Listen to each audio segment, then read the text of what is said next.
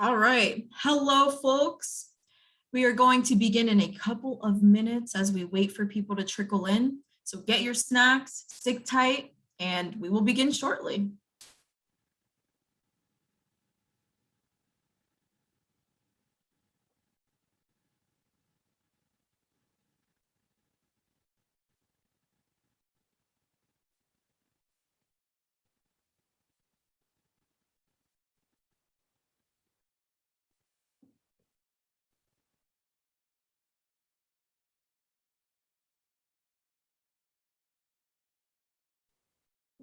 All right. Good evening, everyone, and welcome to Friends' Gorgeous Wildlife webinar series on bats. We are thrilled to bring back the series just before Halloween to focus on this important critter. So thank you so much for joining. While you are getting settled and we wait for a few more to join us, I wanted to go over some Zoom housekeeping before we get started. If you're new to Zoom webinar, I'm going to run through a few things to quickly familiarize you. You'll notice your microphone is muted, and that is because with so many of us here together, it's best to give everyone the best chance to hear the speakers without each other's background noise. Your cameras are also turned off so we can pay full attention to the speakers. Throughout this webinar, there are two ways to interact with us, through the Q&A or the chat box.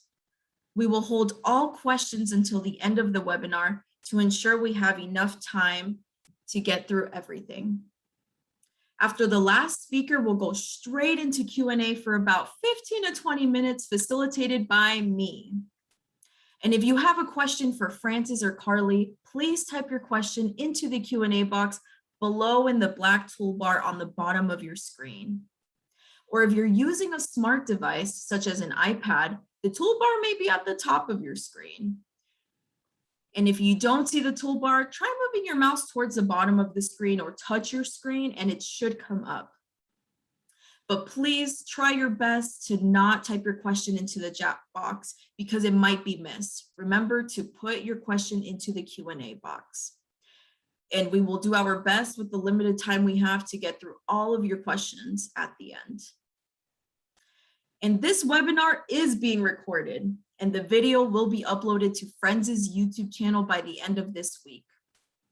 And if you want to go back and watch some of our previous gorgeous wildlife webinars, or you enjoyed this presentation so much you want to go back and watch later or share with your friends, then please check out our YouTube channel or our website at gorgefriends.org, where you can find those videos. And while you're at it, give us a follow so you can stay up to date with our uploads. All right, so that wraps up the Zoom housekeeping. And again, I want to thank you for getting batty with us this Halloween season. Not only is the bat a symbol for Halloween, they are also known as the farmers of the tropics. Though often feared as sinister, blood-sucking creatures of the night, bats are vital to the health of our environment and economy worldwide. So join us as we celebrate this misunderstood and underappreciated creature with a conversation to get to know them more, as well as what the Washington Department of Fish and Wildlife, WDFW, and Friends of the Columbia Gorge are doing to help bat conservation in the gorge. Now, my name is Melissa Gonzalez, and I am your host for tonight. I am the Outdoor Programs and Communication Specialist at Friends of the Columbia Gorge. And our two speakers for the night are Francis Fisher and Carly Wickham. Francis is Friends' Land Trust Coordinator, assisting in the record keeping, stewardship, and restoration of Friends of the Columbia Gorge Land Trust properties. And Carly is a wildlife biologist for the Washington Department of Fish and Wildlife, covering Clark, Skamania, and Klickitat counties. Her position focuses on managing game species and monitoring non-game species, specifically those that are threatened or endangered. And prior to working for WDFW, she worked throughout the Midwest and Western US on various wildlife, fisheries, and plant projects. Now, Before I pass the virtual mic to Francis, I wanted to talk a little bit about Friends if you're new to our events or you're still getting to know us. Friends of the Columbia Gorge is the only conservation group entirely dedicated to protecting, preserving, and stewarding the gorge.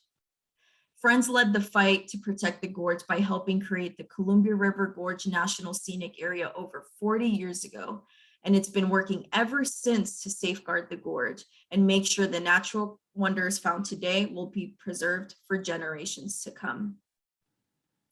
Friends is entirely dedicating to protecting and enhancing the scenic, natural, cultural, and recreational resources in the gorge. And one example of the intersection of conservation and people is in our land acknowledgement. You've probably heard land acknowledgements being given at various functions and events. And they are called land acknowledgements, but they're really acknowledgements of the people who originally walked and cared for the lands, as well as their descendants who still do so today. In the Columbia Gorge, that means recognizing the 4 treaty tribes of the gorge: the Warm Spring, the Yakima, the Umatilla, and the Nez Perce. Each of these tribes have treaty rights to the lands and waters of the gorge. In addition, there are reestablished tribes of the Cowlitz and Grand Ronde, and the unrecognized Chinook people. All of these tribes represent the original caretakers of the gorge, and their efforts today benefit all of us for generations to come. And now, Francis, take it away.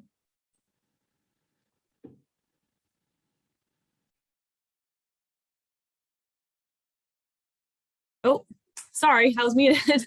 I'm so excited to talk with you all today. I'm Francis, and I am wearing my bat dress. Ooh, and I'm in a cave tonight because I'm so excited to talk about bats. I really love bats. They're really interesting creatures, and I'm hoping by the end of the webinar, you guys love bats too. So I'll share my screen now, and I'll give you a little background before we pass things off to our resident expert, Carly. So one moment. All right, so I am going to just give you a brief introduction into Friends Land Trust. So our land trust is a part of Friends of the Columbia Gorge, the larger organization. And we steward and protect the land in the gorge. And one of the ways that we do that is through purchasing and restoring land. We own over 1,000 acres on the Oregon and Washington side. And we purchase land for conservation, specifically protecting scenic, cultural, natural, and recreational resources in the National Scenic Area. We own 2 public trails that we manage, and one's at Wild Cherry Orchard, and one is the Mosier Plateau Trail.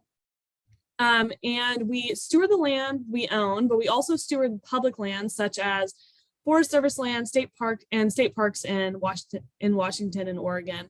Sarah Skelly is our stewardship volunteer coordinator that leads the public land stewardship efforts, and you can get in contact with her, find her on our website.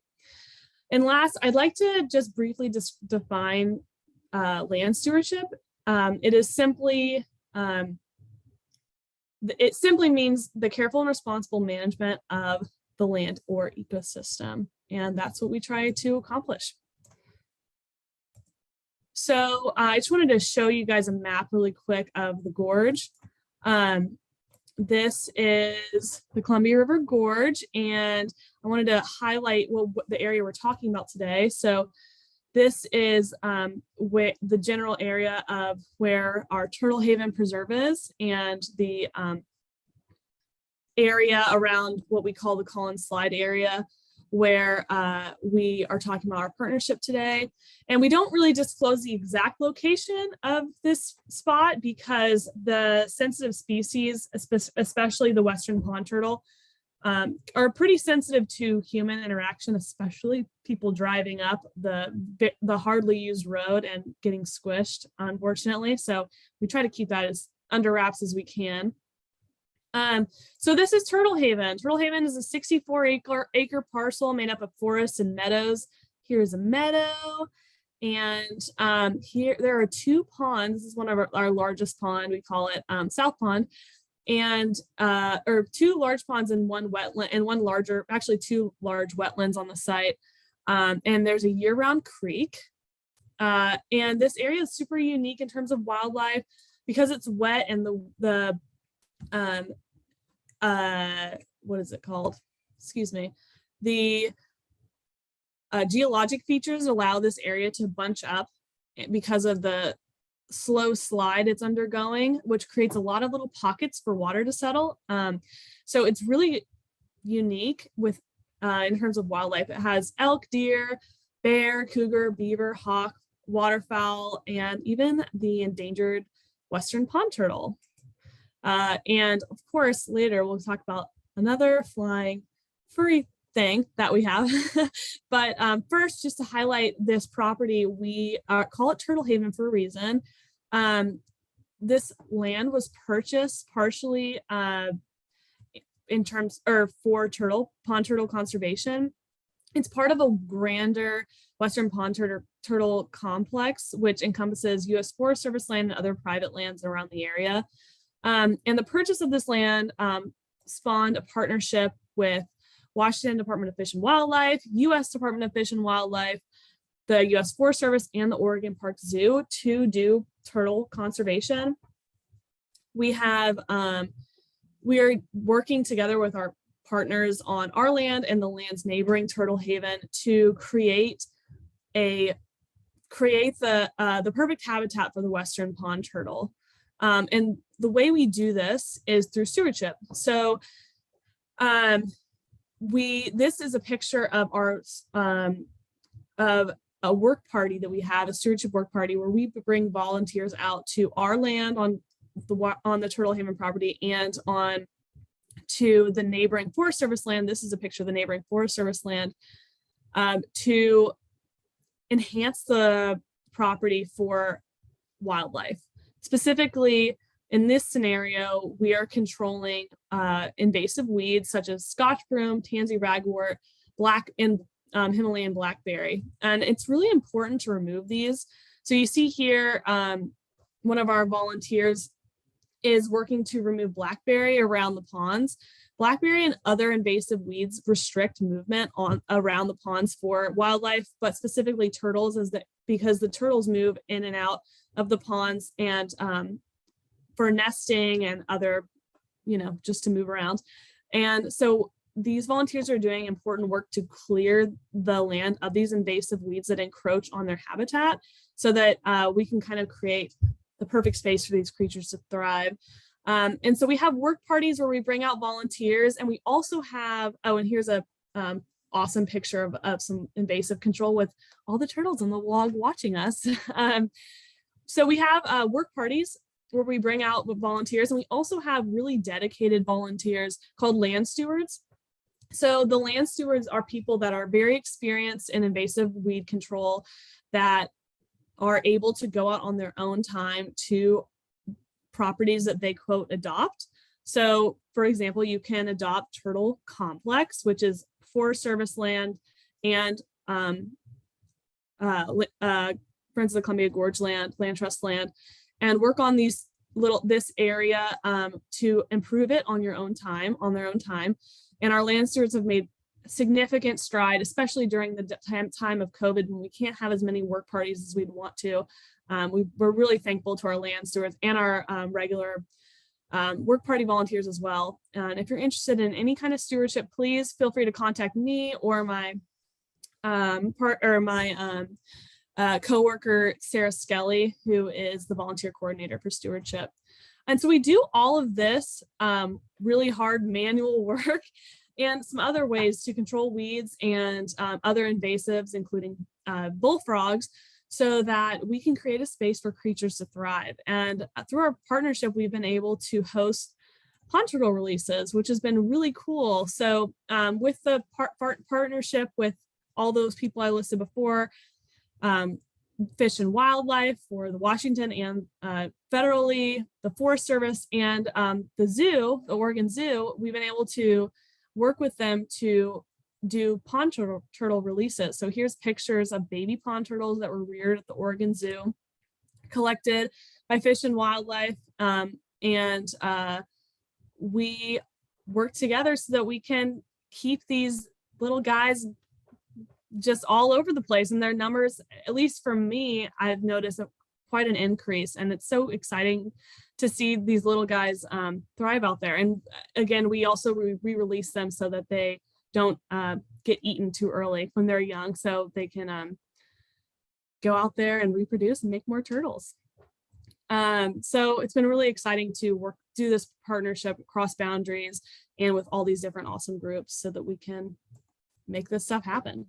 So we work with our partners so that Turtle Haven can look like this, but unfortunately, it doesn't come to us like this, looking like this all over the place. There are lots of things that look like this and this and this. So there on Turtle Haven, it was a home site before it was a preserve, and multiple generations lived here, leaving multiple generations of stuff behind when they left, including 11 dilapidated outbuildings that are dilapidated and abandoned on the property.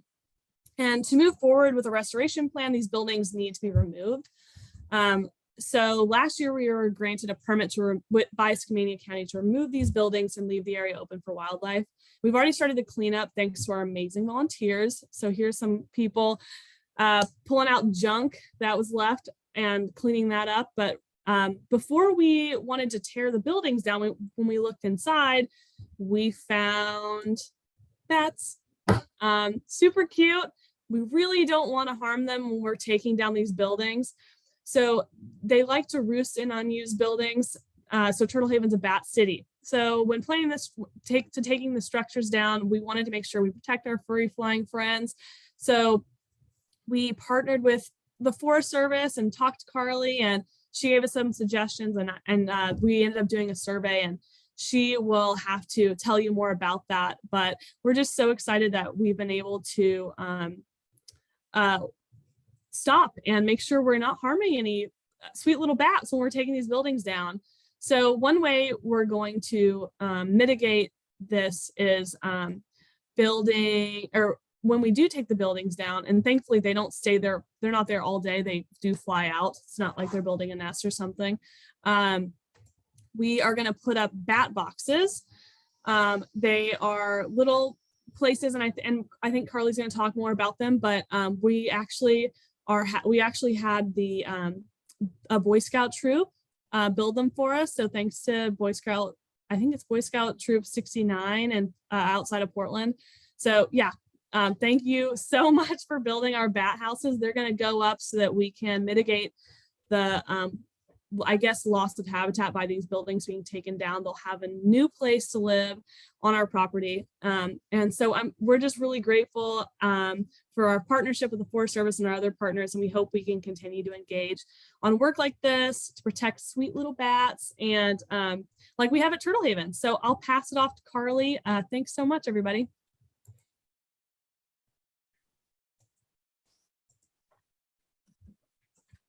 Okay, thank you, Frances, for that lovely introduction. And I definitely cannot beat the bat dress. I wish I had a bat dress. I do have my bat earrings on. I hope you can see my bat earrings and my bat pin. So that's all I can do. Can't beat the bat dress. She should have gone last, I guess. So let's see if I can share my screen.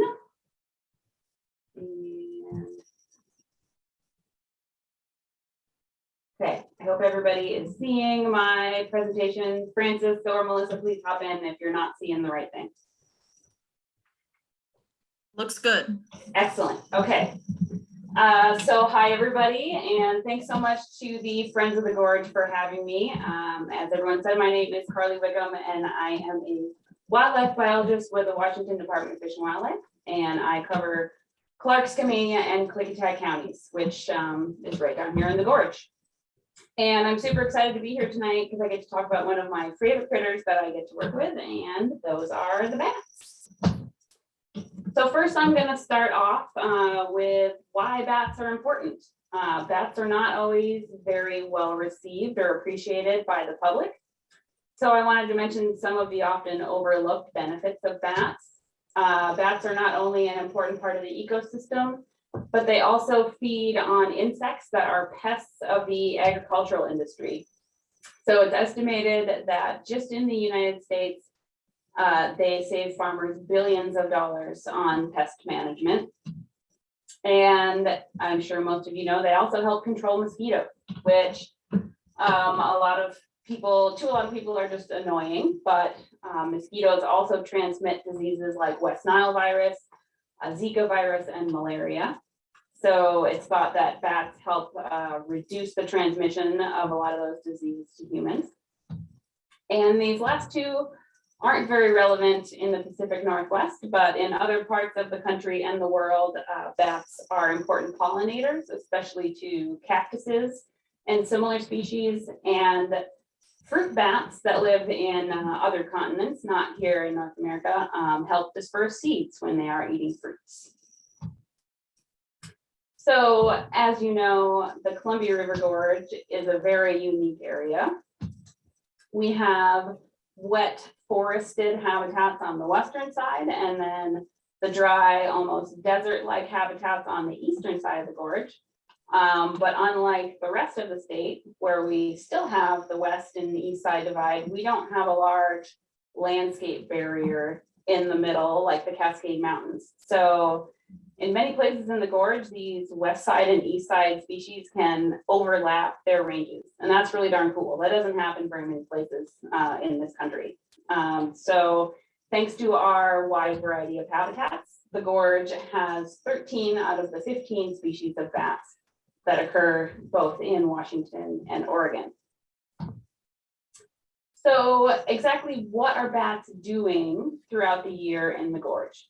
So in the summer, some species form what we call maternity colonies, and they consist mostly of females, but sometimes there may be a few males mixed in there as well.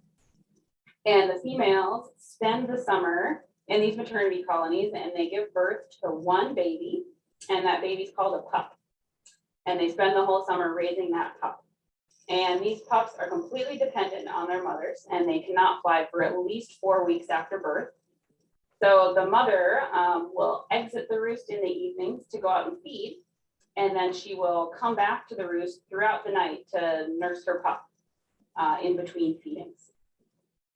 And some places where bats may form these maternity colonies are attics or barns, sides of houses, maybe bat houses like Francis mentioned, and also caves, mines, and bridges. And it's pretty amazing the tiny little cracks that these guys can like move in and out of. And then there's also some species that don't form colonies at all, and they will stay solitary in the summer, even when they're raising their pups. So at the end of the summer, juveniles have learned to fly, and they've been taught how to feed by their mothers. And so both the juveniles and the adults will leave their summer colonies and begin dispersing to other roosts or wherever they may go for the winter. And the fall is also when bats mate, and we call that swarming. And bats have delayed fertilization in the US. So that means the bats will mate in the fall, but the females won't actually become pregnant until the spring. That's super cool. So once they have mated and dispersed, we have several different options for what our bats are going to do in the winter. So some species will hibernate. And examples of places that bats will hibernate are in caves, mines, crevices in cliffs. Sometimes they'll hibernate in old growth trees, or even in talus slopes, which are like these huge rocky slopes that are usually in kind of mountainous areas. And any space where a bat hibernates is called a hibernacula, which I think is a pretty fun Halloween-y type word, very appropriate for tonight. So there's also some species that migrate for the winter. So they will travel south or east to warmer areas, usually someplace that has insects year round. And then there's some other bats that may be active all year. And that's particularly true for bats that live in mild climates. And that could be bats in Washington that live maybe along the coast or in the lowlands of Puget Sound where it doesn't get very cold in the winter. But unfortunately, we don't have a very good understanding of hibernation for many species in Oregon or Washington. So then we move into spring and the bats will emerge from their hibernation, or maybe they'll return from their migration, and then they'll make their way back to their summer maternity roost, and then the cycle starts all over again. And bats will often use the same maternity roosts year after year.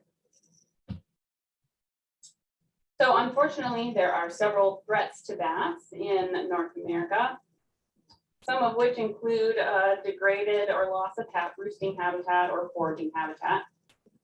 These losses could be from deforestation, because like I mentioned, some bats will roost in trees, just urbanization and destruction of habitat, and also climate change. Disturbances at roosts can also cause bats to abandon that roost and maybe just use a less favorable place. And that less favorable spot may, reduce their survival or their chances of reproducing. Unfortunately, wind energy has also caused deaths in bat species, either through blunt force. So a blade on a wind turbine can actually just, hit a bat and kill it. But something else that's not as well known is something called barotrauma. And so barotrauma is the quick or the rapid changing of the barometric pressure. So as the blades on that wind turbine spin, they're going to cause a drop in or increase in barometric pressure. And if a bat is flying by at that time, the change in pressure can actually make their lungs explode. Absolutely terrifying. And this affects other critters as well. And we think there are pretty large mortality rates because of this barotrauma effect. And as we know, there are several wind energy facilities in the Eastern Gorge, and then bats that migrate are more often to have negative effects from these wind turbines just because they're flying longer distances. And lastly, an emerging infectious disease called Whitenose Syndrome poses a serious threat to bat populations. In Washington, Whitenose Syndrome is a relatively new threat, and my agency, WDFW, has started to focus on that. So Whitenose Syndrome was first discovered in North America around 2006 or 2007 in a cave in central New York State. Since then, it has been recorded in 35 other states and 7 Canadian provinces. And the fungus that causes Whitenose Syndrome has been found in 5 additional states, but they haven't found white nose in bats in those states yet.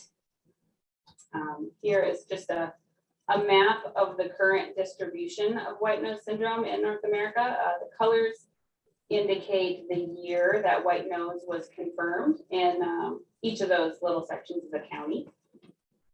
So the year that white nose was detected in those counties, and the red X over on the East Coast is the first ever detection. And now it's kind of hard to see, but some of these counties have circles or dots in them, and those counties are places where the fungus that causes white nose has been detected, but they haven't found white nose in bats yet. So here's a close-up of Washington showing the counties in solid colors where white nose has been detected. White nose in Washington was first confirmed outside of North Bend in eastern King County in March of 2016.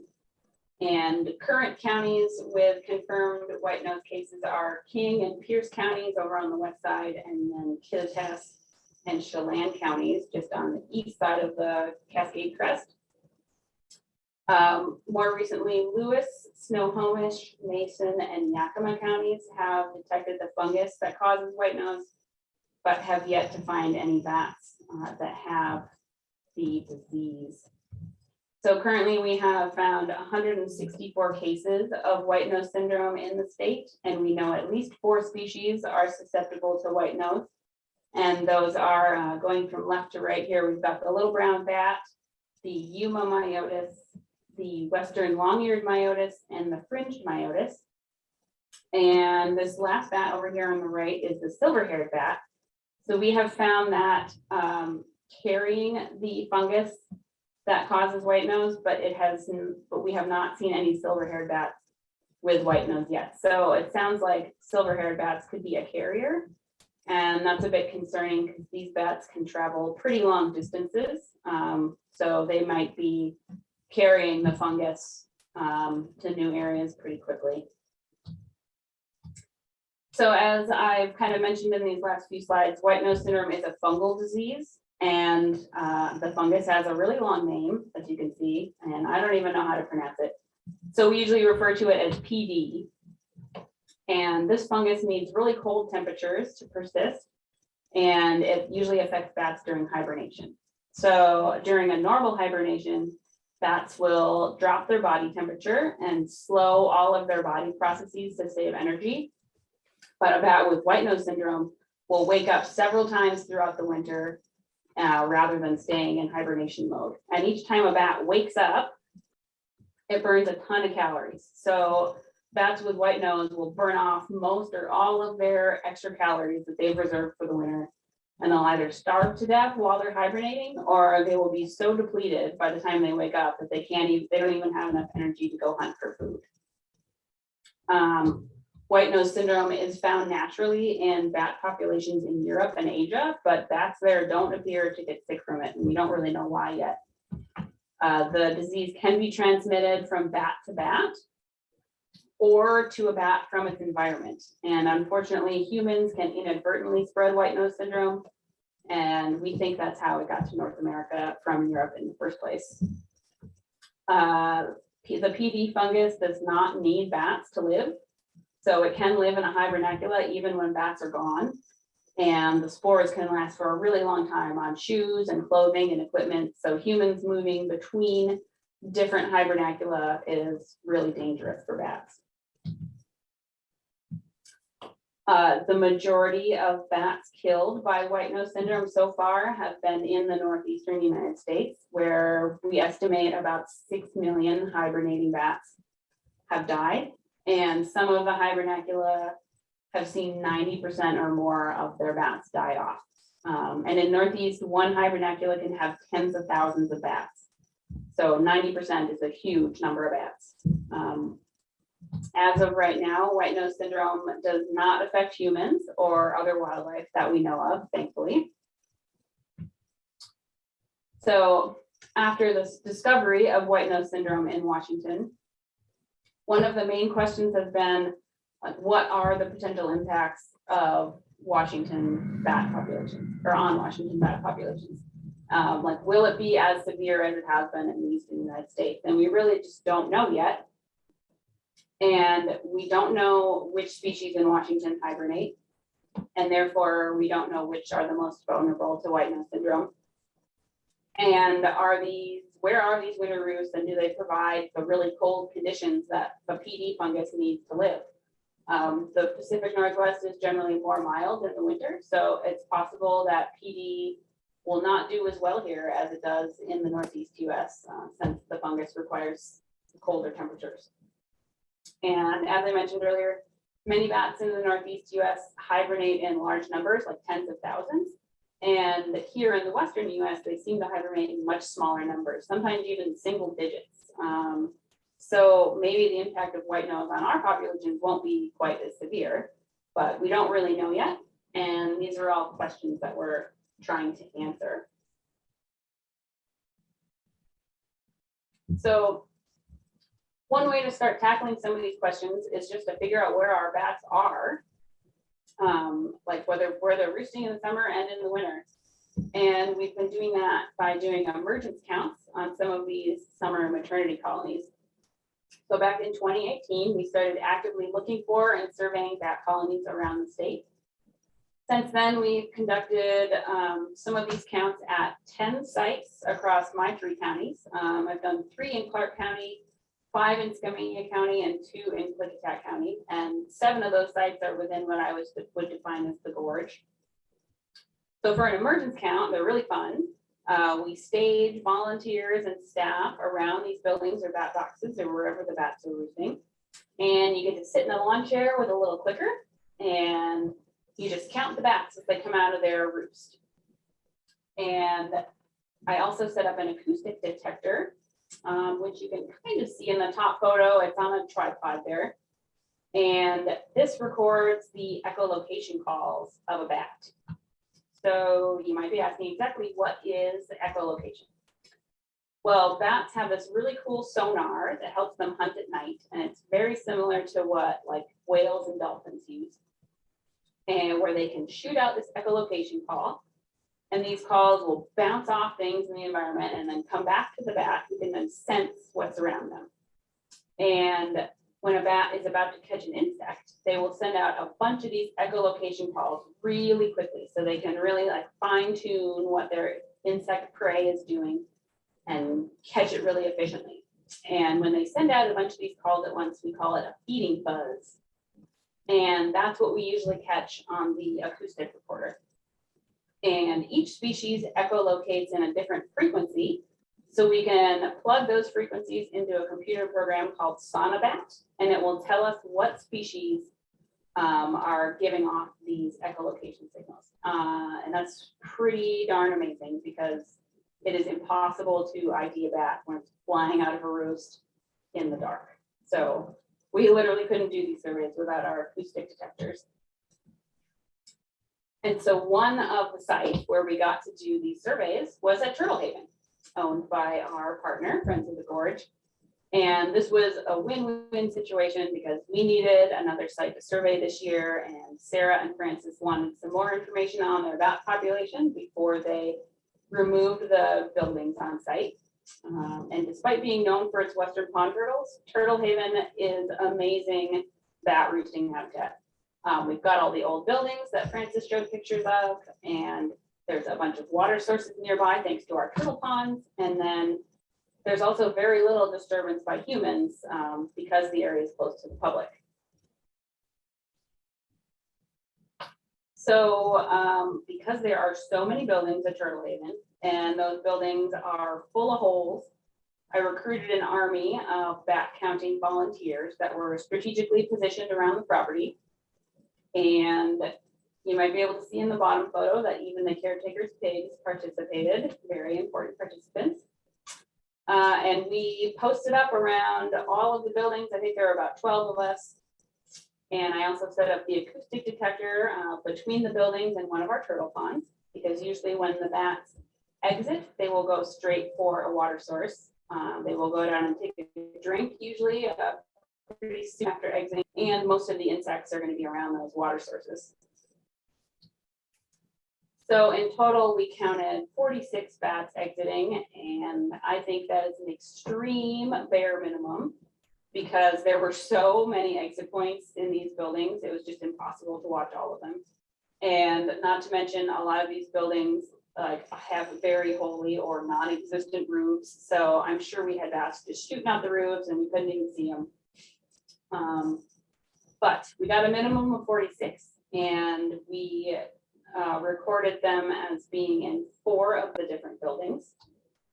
Our acoustic detector recorded 98 different echolocation calls, and that allowed us to identify 4 different species of bats at Turtle Haven. We found little brown bats, hoary bats, silver-haired bats, and Yuma myotis. Unfortunately, these little brown bats are one of the more susceptible species to Whitenose Syndrome, but they are pretty common. I found them in, I think, pretty much all of the sites we've surveyed throughout the gorge.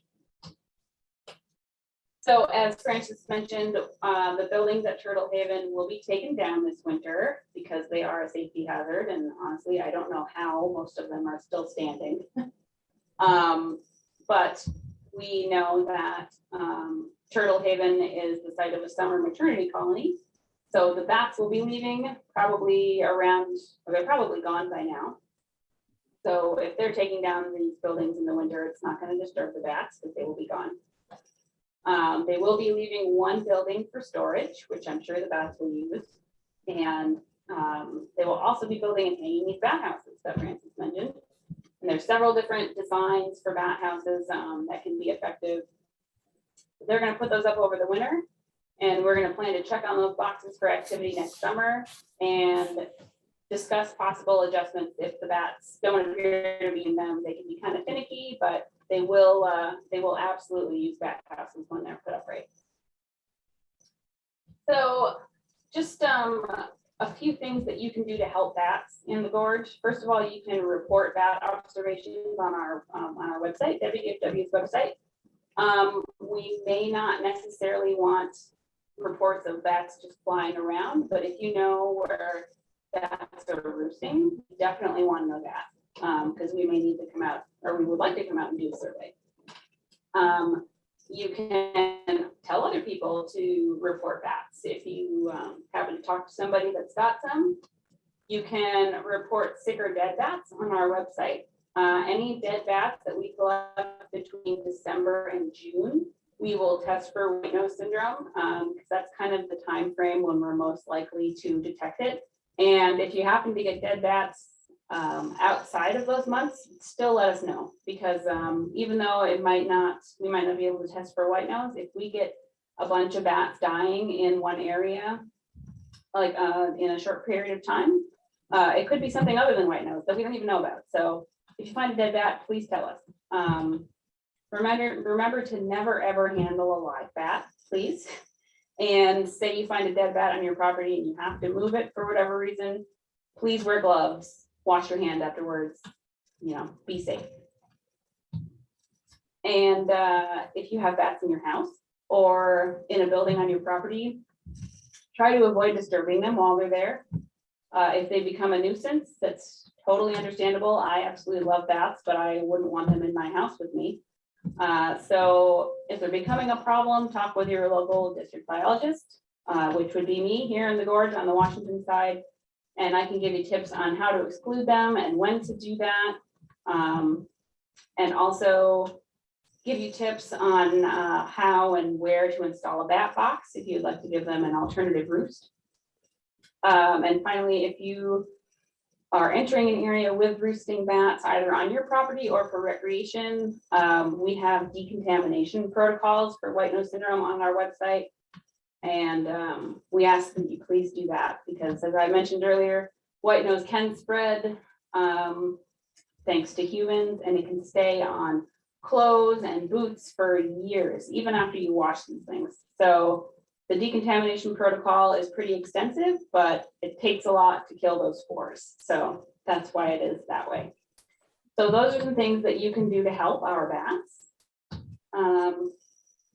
And thank you for listening and being interested in bats. If you want more information, you can go to whitenosesyndrome.org or to WDFW's website. We have a bat information page. There's my email address. If you have any questions, please email me. I'm always happy to talk about bats. And I also have our bat specialist and Whitenose syndrome coordinator, Abby Tobin. I've got her information there. Even though I love bats, I'm definitely not a bat expert. So if there's a question that I can't answer, Abby can most definitely answer it, because she's amazing. So definitely contact us with questions. And thanks everyone for listening. Thank you so much, Carly, for all of that amazing information. It's really cool to just spotlight bats and all they do for our environment. So yeah, super grateful to have you on here. And yeah, we're ready for Q&A. And I just want to say really quickly that just hearing all the information you just provided, bats are bat to the bone, they're bat to the bone. Yeah. I'm sorry, y'all. My puns are really bad. What can I say? I'm just a sucker for puns. Get it? Anyone? All right, sorry. Enough with the puns, I promise. Okay, let's get this show on the road with we have lots of questions coming into the Q&A box right now. So if you have it, Q&A box, go ahead, pop it in. All right. So Carly, first question is for you. If bat numbers continue to decline, what are the bigger impacts that this will have on ecosystems in our environment? Yes. So thankfully, we haven't seen the bat numbers in the Pacific Northwest decline yet because of whitenose. It's a pretty new thing. We just don't really know what's going to happen in the future. In the Northeast, millions of bats have died. So that just throws the entire ecosystem out of whack. There's probably a ton more bugs and insects out there that are bothering people and potentially being vectors of disease. And just anecdotally, like I know a lot of folks that live out east and they just miss seeing the bats, like they sit on their porch at night and watch all the bats fly around, and it just like makes them sad to not see them around anymore. So yes, there's ecological, downsides to us losing bats, but it's also just folks like us that like bats miss seeing them around. So hopefully we won't see that here, but we just don't know yet. Thank you, Carly. Okay, next question is, do bats around the Columbia Gorge use the fruit orchards for feeding? If so, are they beneficial for pest control? Yes, they are definitely beneficial for pest control. I could see them like hanging out around the orchards because especially midsummer, those are places that are irrigated. And there's probably lots of pooling water around, and wherever you have water, you're going to have bugs. So I would say that bats are definitely hanging out in any areas with water, and they're probably keeping some of the bugs out of these orchards. And I'll confirm, I actually live on an orchard, and there are a lot of bats. So I don't know if it's they're just here for the orchard part of it, but there's definitely I see them eating a lot of bugs. So thank you, bats. All right, so this is a great question from Rhett. He wants to know, it's interesting to see such a gap between Montana and Washington for Whitenose Syndrome. Do you suspect there is Whitenose Syndrome in Idaho as well, and it just hasn't been found yet? That's very possible. I will say that when whitenose showed up in Washington, it was a big surprise because it wasn't very close to us before that. So I would say there's a couple different things happening here. It's very possible that it is in Idaho and Western Montana, and folks just haven't looked for it yet. We definitely had some spots here where as soon as we started checking, we found it. So I would say that, like I've worked in a lot of different states, and Washington has a lot more, I guess, resources to look for, more resources to spend on some of these non-game species than a lot of other states do. So I feel pretty lucky to work here and where we can monitor some of these things. So it's very possible that it's in other places and we just don't know. And it's also very possible that somebody went to one of these states that has a lot of whitenose and came back and inadvertently brought it here. It does spread really easily on clothing.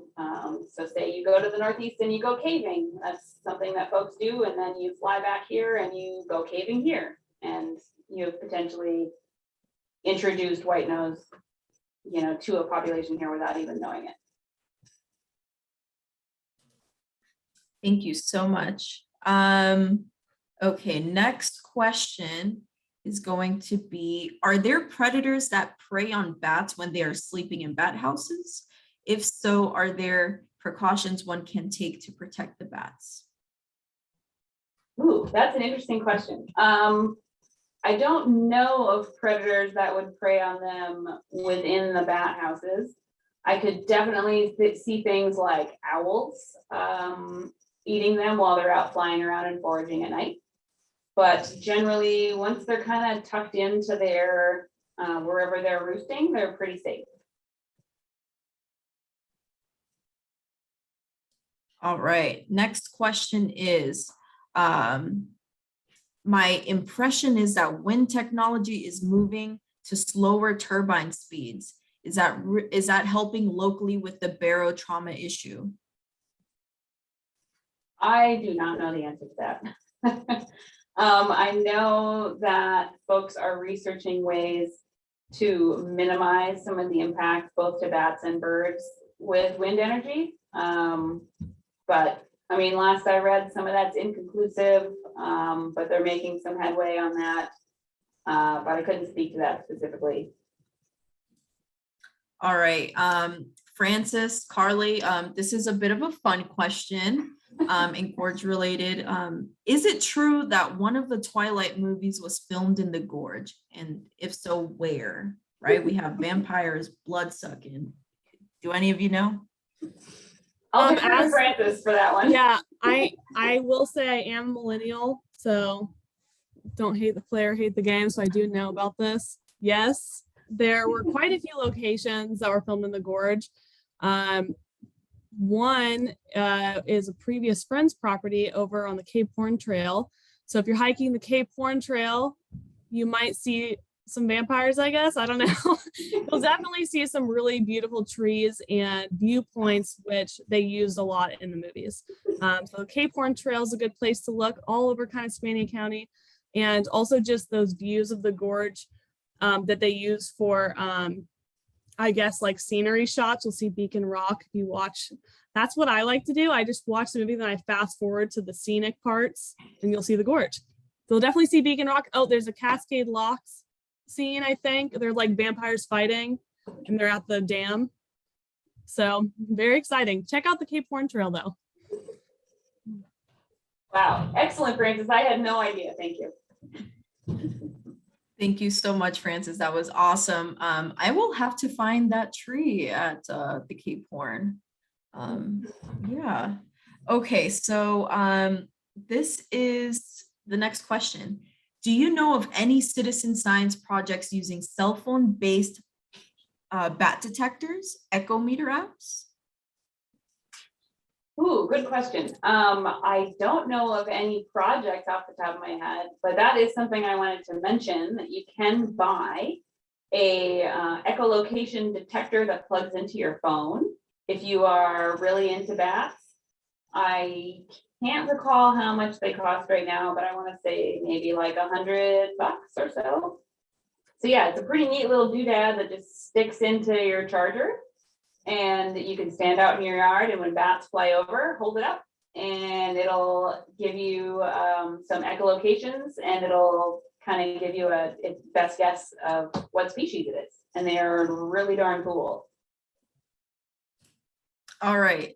We have a couple back to back on Whitenose Syndrome. So Yeah. it'll be a fun round. So Okay. first of all, can white nose fungus be inadvertently picked up on boots or clothing outside of a cave and then spread elsewhere? They absolutely can. So, you know, maybe folks go into a cave and they get some white nose on them and they hike down the trail. You could pick it up from the trail. Or, you know, if I were doing a survey in a cave and then I got some spores in my truck, like somebody else could pick up those spores in my truck and pass them somewhere else. So these spores are extremely resilient. They can last for years on your clothing, even in your closet. I know they're evil.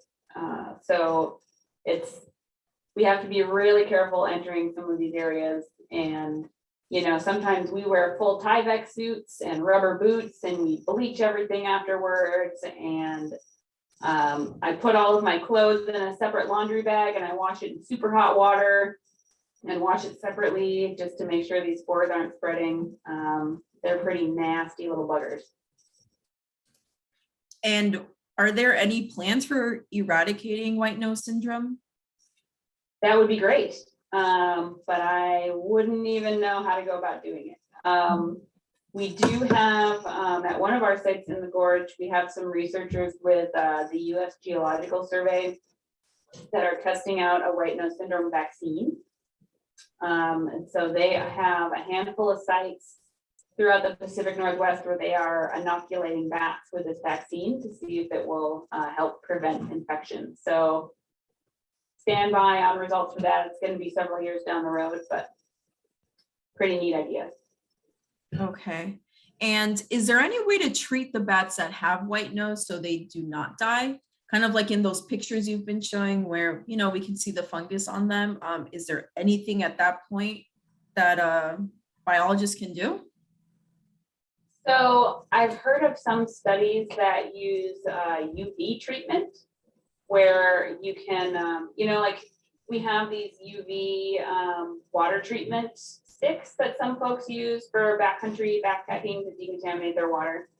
So I've heard of studies where they can go into a hibernacula with this UV emitter and, you know, use that to kill the fungus on the bats while they're hibernating and they don't even know it, which would be an amazing solution. I don't know if they know that that's 100% effective yet. It's something they're still testing, but it's a really cool idea. One way, so bats will groom themselves, kind of like other animals. And the way that the fungus can take hold is because it gets on the bats while they're hibernating, and then they don't groom themselves for a long time. So the fungus will just stay there. But like in the Pacific Northwest, we think that maybe they don't hibernate quite as deeply as they do in other places, and they might wake up a few times and groom themselves. So our bats might just have a better shot at kind of grooming it off themselves and staying alive inadvertently. So I don't know, those are just a few ideas, but other than that, we don't really know of a treatment. Thanks, Carly. Yeah. All right, next question is going to be for Francis, and we're kind of gonna shift to Turtle Haven real quick. And so the dilapidated buildings at Turtle Haven, we're curious to see if those buildings would in fact be better native bat habitat than the Boy Scout built tiny houses, the bat houses. So any science around this? Yeah. Well, I'll definitely have to ask Carly for any of her expert opinion as well. But first thing just to note is those buildings are pretty unsafe. And it is a spot that we are going to want people to be able to walk around. It's kind of on a little driveway. It's not just out in the middle of the random woods, where there are some Forest Service sites that there are dilapidated buildings left for bat habitat. This spot isn't exactly ideal. And second, from what I know about bat boxes, which is what the Boy Scouts are building for us, they are kind of built in the perfect way where if you put them in the right spot, they're temperature controlled, humidity controlled, have a lot of ventilation in a way that protects the bat from overheating in the summer and getting too cold in the winter. Whereas just an empty building, that's not the case. Carolee, do you have anything to add? Yeah, I mean, bat boxes that are, you know, put up in the right place under the right conditions are just as friendly to bats as buildings. And, you know, like Francis said, these buildings are dilapidated. So like if they don't take them down this winter, they're probably going to fall down within the next few years anyways. Right. So, you know, these bats are going to lose this habitat eventually. So we'd like to do it in a controlled way where we can give them some bat houses and where, you know, if those buildings fall down midsummer when they're in there with all their pups, that's not going to be great either. So we'd rather take them down in the winter in a controlled time, and then we can get some bat boxes up for them to live in. Thank you. Thanks, Carly. And yeah, we would not want to see the bats that are in there die because of these buildings. And yeah, I've been to Turtle Haven, and those buildings are definitely a bit sketchy, really old. So yeah, excited to see what happens with the bat boxes. And since we're talking about bat boxes, I have another question for the both of you about bat boxes. So a little bit of a long one. So Renee writes, I have a healthy bat population living on my property that seem to roost between my siding on my house. We installed bat boxes, but they prefer to snuggle in between the siding. How can I encourage them to use bat boxes? Yeah, good question. And we get this a lot because, you know, usually if the bats find a spot that they like to roost, they're going to keep going there unless they have a reason not to anymore. So if they're going to choose between your siding and your bat box, they're just going to keep going to your siding, because that's probably a good safe spot that they have roosted in the past, and they don't have a reason to leave at this point. So it's really hard to exclude a bat from siding because you can't block off all your siding. Like I said, they can get into like the tiniest little cracks possible. I don't know how they do it. So I mean, one thing you can do for your bat boxes, it's kind of tough because the maternity colonies need sun, but not too much sun. So they need it to be nice and warm in there to raise their pups. But then if you get a situation like this past summer where we had heat dome and it was crazy hot, some of the places that are normally the right temperature for those bats to roost were just all of a sudden too hot. So depending on the summer and the temperatures, you know, that might, a bat box that's normally in a good spot might be too hot if we have another heat dome. I hope we don't. But really, I would say that the bats are going to keep going to your siding until either they can't get there or unless conditions change. So you can definitely shoot me an email and I can come check out your site and we can talk about other ways that maybe we can encourage them to go into your bat boxes. So that would be, I guess, my best advice. Will nailing bat boxes to trees harm trees? Not unless you use really big nails.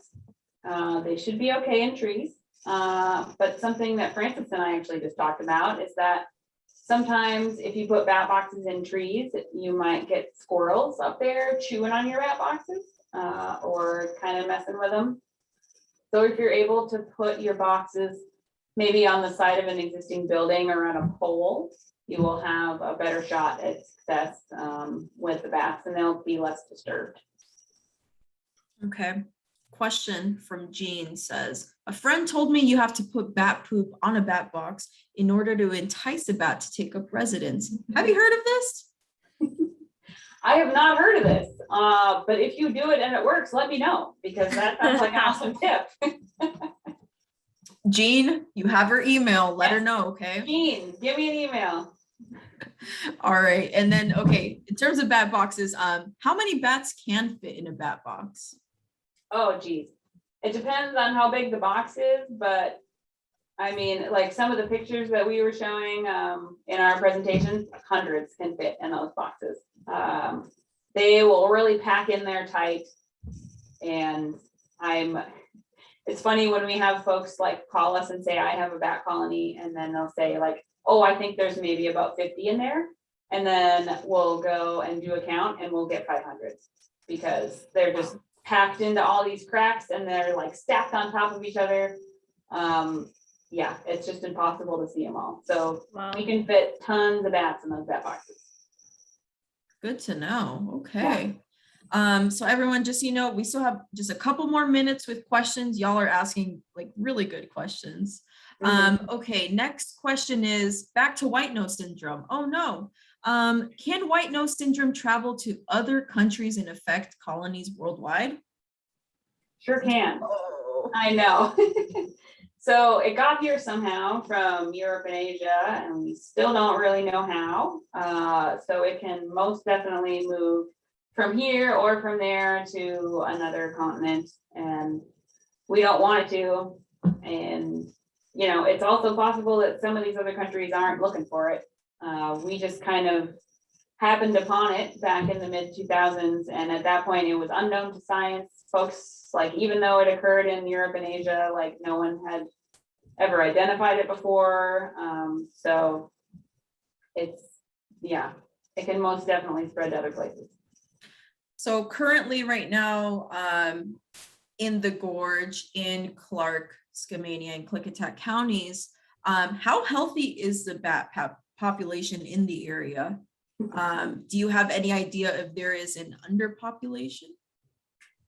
Yeah, no idea. So before Whitenose, our department didn't really do any work with, like, much of any work with bats.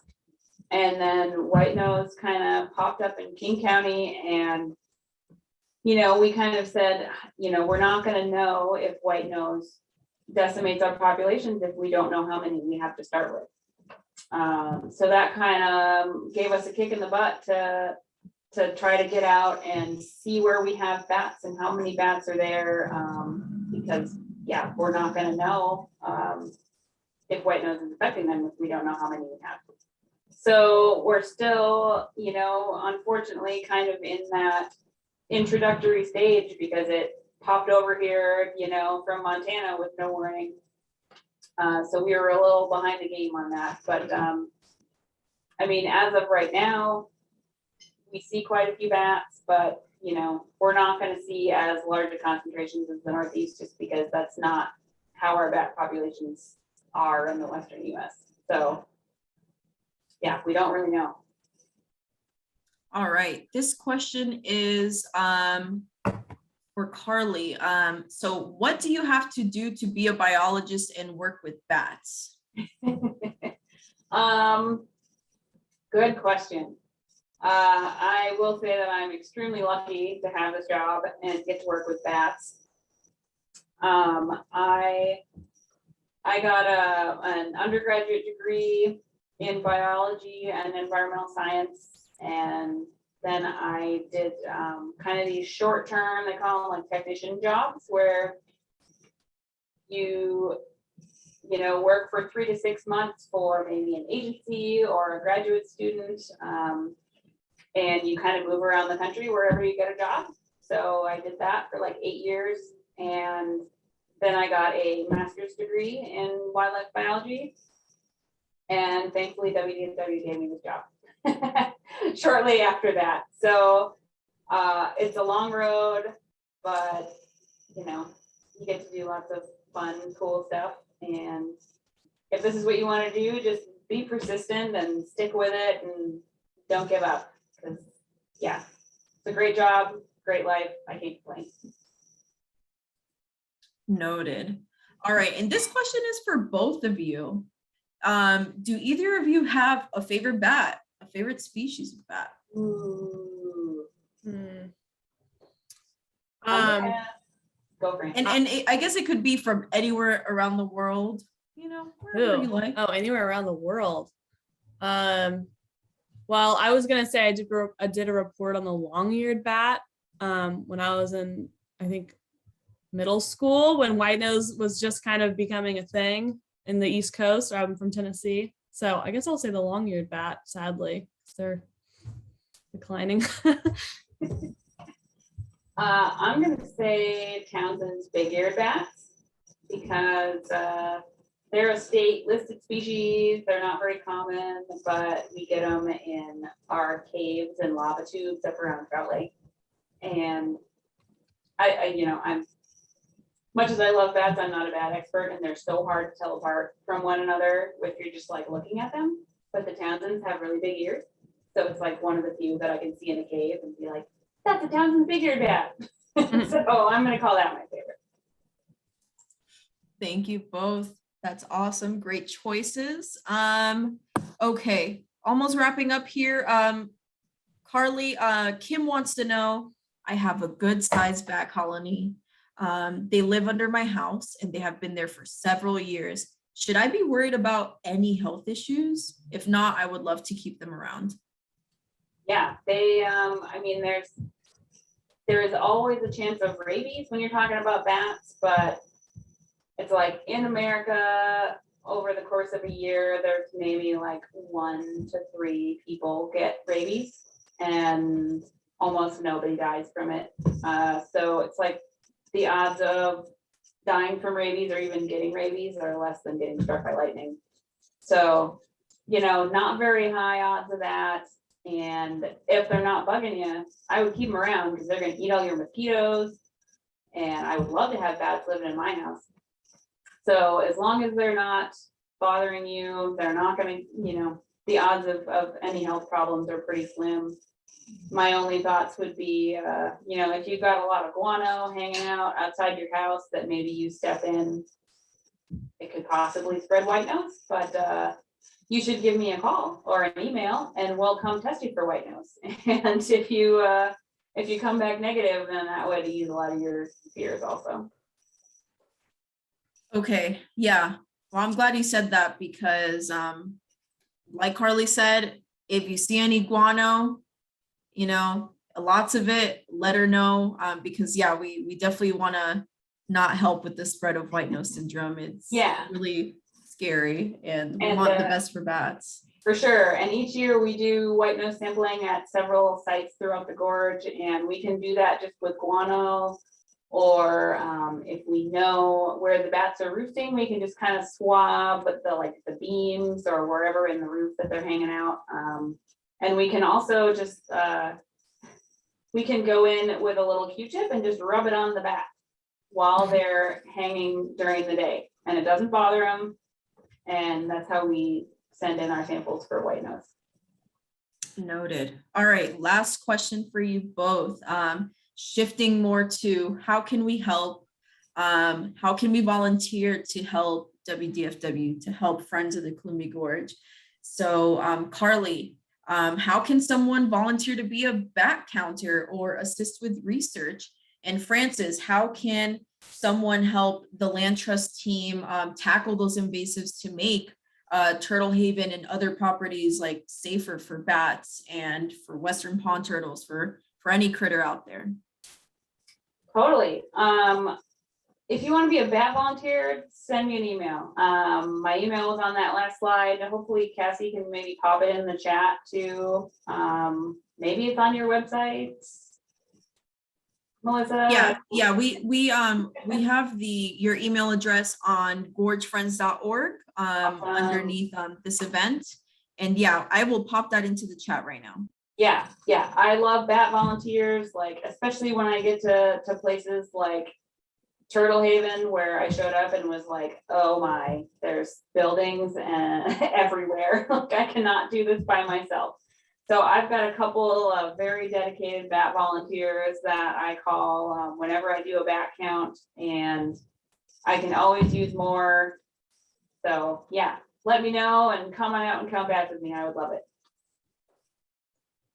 And I'll say, we do a lot of different projects doing, we'll probably be doing more invasive control at Turtle Haven and maybe even some more cleanup regarding these buildings in the next year or so. So please contact me I'm at francis@gorgefriends.org, or Sarah Skelly, who is our stewardship program volunteer or stewardship volunteer coordinator at the Land Trust. And I think her email is skelly@gorgefriends. I'm not sure, but I have to double check that, but email either of us, and we'd love to have more volunteers for stewardship. You can sign up for our stewardship e-news to hear about different events that are going on and learn more about our different programs. We'd love more volunteers, always.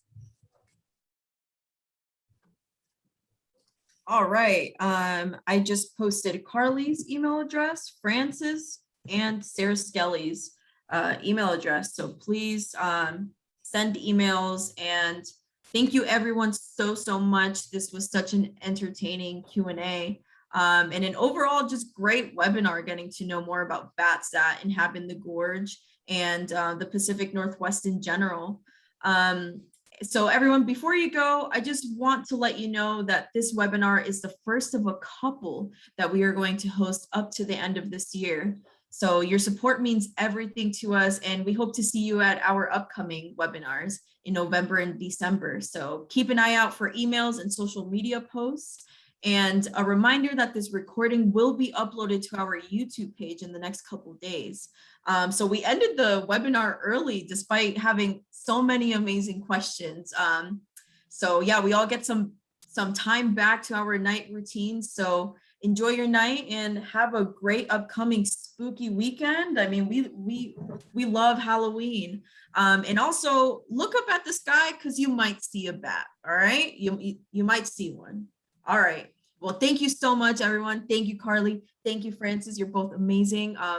Carly, can't wait to see, what research you do and what happens with bats. So Me good night, too. everyone. Thanks, Good Melissa. night. Thanks, everyone.